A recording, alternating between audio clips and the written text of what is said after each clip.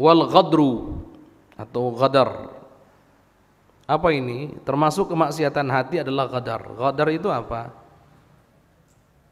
Khianat terhadap amanat yang diemban atau mengingkari perjanjian yang sudah disepakati, namanya ghadar. Ada perjanjian yang dibuat, kemudian perjanjian yang sudah dibuat dan disepakati tersebut oleh salah satu pihak dikhianati, oleh salah satu pihak dilanggar, maka melanggar kesepakatan, mengkhianati kesepakatan, itu namanya ghadar. Dan itu muncul dari hati dulu sebelum tindakan.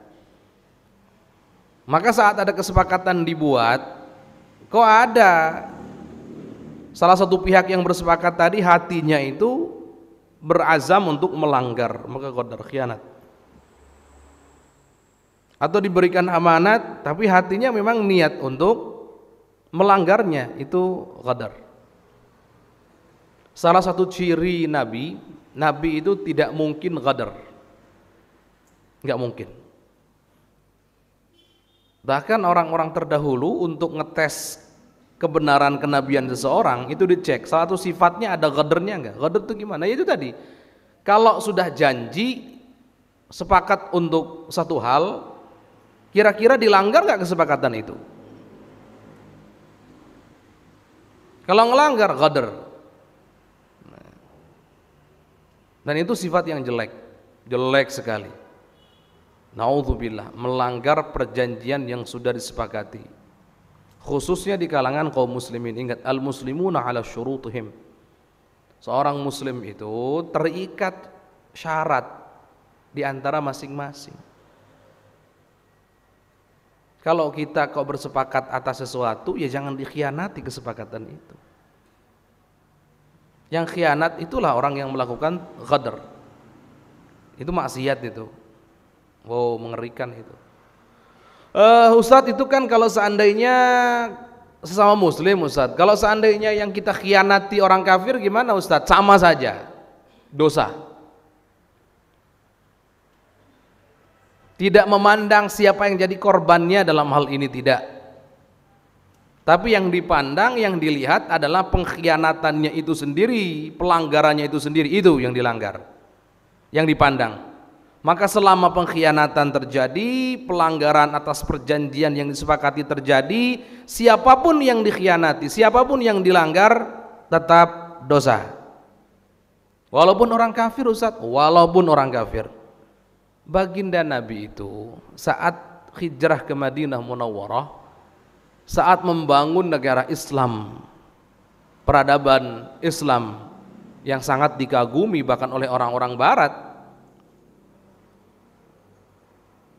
beliau melakukan 3 hal.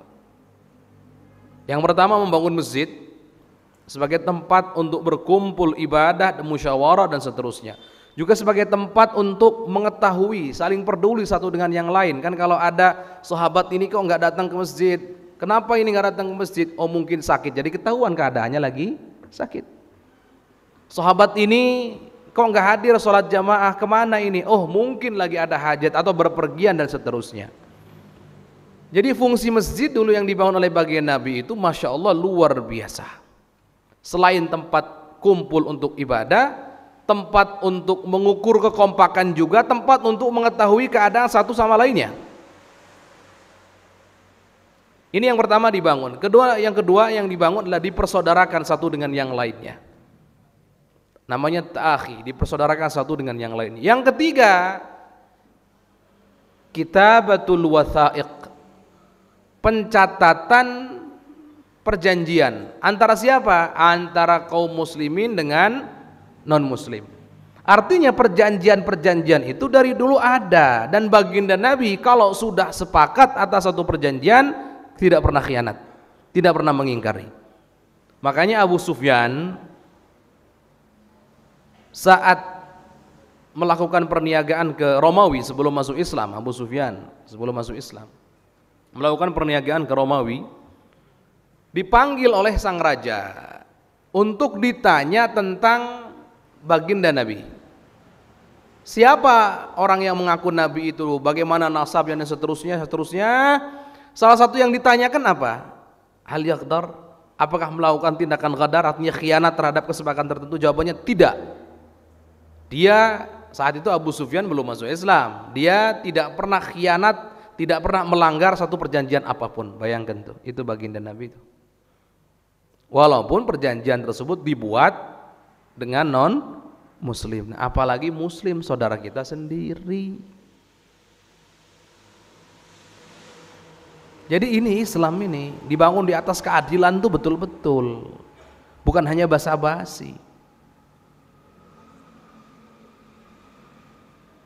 Muslim non muslim dalam hal adil memperlakukannya sama, tidak ada bedanya. Dalam hal masing-masing memiliki hak yang harus kita akui dan kita jaga, sama, nggak ada bedanya. Jangan mentang-mentang kita punya tetangga non muslim kemudian kita sembarangan misalkan memperlakukan dia, naudzubillah, zalim, dosa. Sudah, masalah Islam atau non Islam itu pilihan kok. Jadi hati-hati ya, ghadar ini nih, hati yang khianat nih, hati yang punya keinginan selalu melanggar nih.